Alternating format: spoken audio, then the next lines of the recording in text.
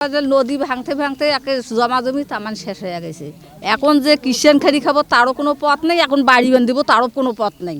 এখন আস্তার ধাড়ি ধাড়ি একটা কই ধাপড়ি পাতি পাতি আসি।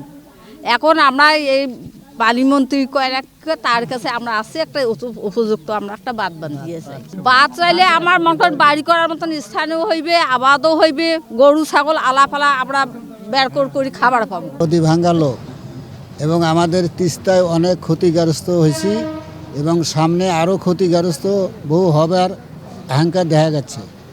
এবং আমরা আজ কত বছর ধরে সেই নদীর জ্বালায় আমরা অনেক ক্ষতিগ্রস্ত হয়ে গেছি। আমরা চাচ্ছি যে আমরা যেগুলো ক্ষতিগ্রস্ত হয়েছে চাচ্ছি যে আর জানি মানুষের ক্ষতি না হয়, জমি জমা মানুষের না নষ্ট হয়। তিস্তা মহাপরিকল্পনায় যদি ব্যবস্থা এই সরকারের আমলে না হয় তা আমরাগুলো ক্ষতিগ্রস্ত হয়ে থাকবো।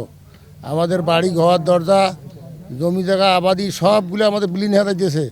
যদি এইটা আমাদের ব্যবস্থা করে দেওয়া না হয় তা আমরা ধ্বংস হয়ে যাবো। কিন্তু আর ছোট্ট একটা নদী আছে, এই নদীগুনার যে একটা বাঁধের ব্যবস্থা এই সালে বা এই মনে করে যে সরকার আছে এই 2-1 মাসের মধ্যে দিকে করা হলে তো বাকি লোকগুলো কিন্তু সুখে শান্তিতে বসবাস করতে পারলো। আমাদের অর্থনৈতিক অবস্থা নির্ভর করে আসলে কৃষির উপর, আর যেটা তিস্তা পাড়ের উপর যে আমাদের আবাদি জায়গা জমিগুলো আছে সেগুলোর উপর আমরা নির্ভর করে চলি। আমাদের অন্য কোনো পেশা নেই যে আমরা সেটা দিয়ে স্বাবলম্বী হব। তো বর্তমান আমাদের তিস্তা নদীটা নদী শাসনের অন্তর্ভুক্ত নয়, যার কারণে তিস্তা পাড়ের 2 পার অবাধে ভেঙে যাচ্ছে, যেখানে আমাদের আবাদি জমি, আমাদের ঘরবাড়ি, বসতভিটা সহ সব কিছু আমাদের দিনের পর দিন গ্রাস করে নিচ্ছে। এই লোকগুলো এখানে আসতো না।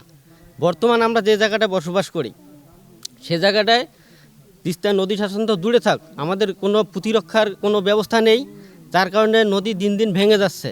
আর আমাদের আবাদি জমিগুলো নদীগর্ভে বিলীন হয়ে যাচ্ছে, বালু হয়ে যাচ্ছে, যার কারণে ওখানে আর আমরা যে কৃষির উপর নির্ভর করব সেটাও আমাদের দ্বারা সম্ভব হচ্ছে না।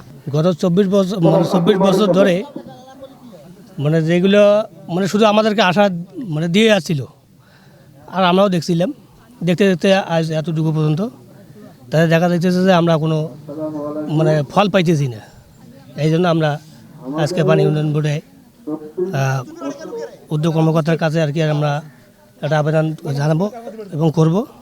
তাতে যদি দেখা গেল যে আমরা সেই স্যাররা যদি আমাদের আবেদন পূরণ না করে তাহলে আমরা যতক্ষণ না আমরা পাইছি ততক্ষণ আমরা থাকি যাব।